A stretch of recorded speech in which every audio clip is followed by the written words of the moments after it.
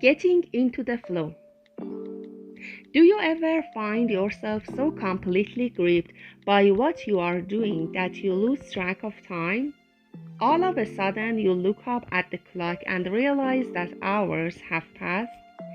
This could apply to a basketball player absorbed in perfecting a shot or a violinist fiercely concentrating on a piece of music.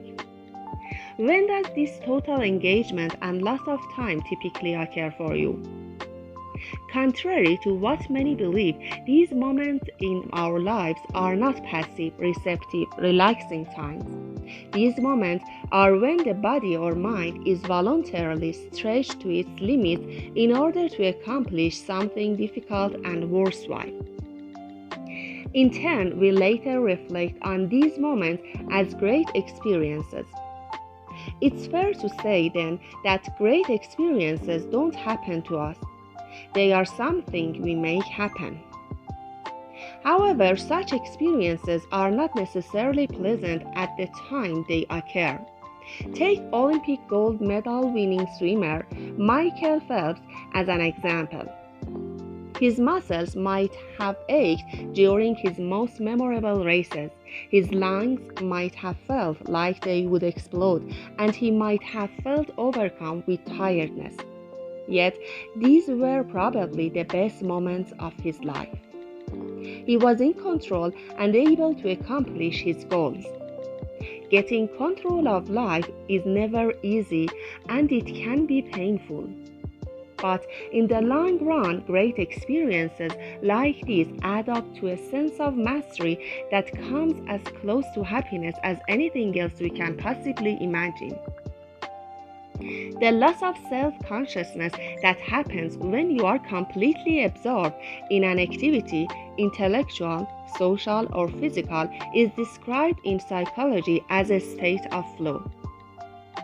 It is called flow because people regularly describe the experience as similar to drifting along with the flow of a river. You don't have to be an Olympic swimmer or a star musician to experience flow. In order to achieve flow, you must experience an activity as voluntary and enjoyable, and it must require skill and present an achievable challenge with the goal being success.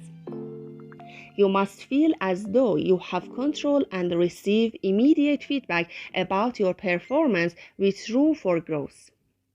Thus, you can achieve flow while reading a good book or while fixing your car. A growing body of research supports the notion that by confronting and meeting challenges, anyone can create flow in their life. What this means is that we should not aim for a life without stress or tension because these pressures actually encourage us to strive towards self-fulfillment or the achievement of our hope and ambitions. Scientists such as Mihai Csikszentmihalyi study the impact of flow states on human happiness, productivity, and success. In one study, 250 high-flow and low-flow teenagers were asked to report on their feelings and activities at regular intervals. The high-flow teenagers generally reported more time spent on hobbies, sports, and homework, and measured higher levels of self-esteem and engagement.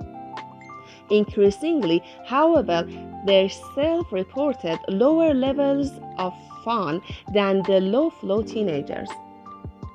Apparently, high-flow teenagers see their low-flow peers as experiencing more fun engaging in low-flow amusements such as video games, TV, and socializing.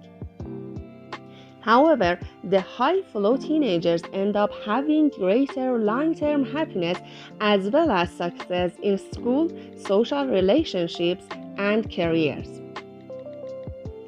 If flow has such incredible benefits for our happiness, relationships, and success, then why do we usually choose to let ourselves be distracted by low flow and arguably trivial activities?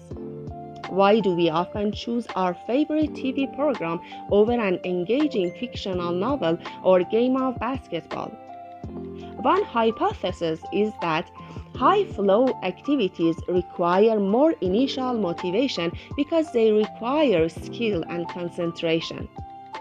In other words, high flow activities are work, but work that pays off.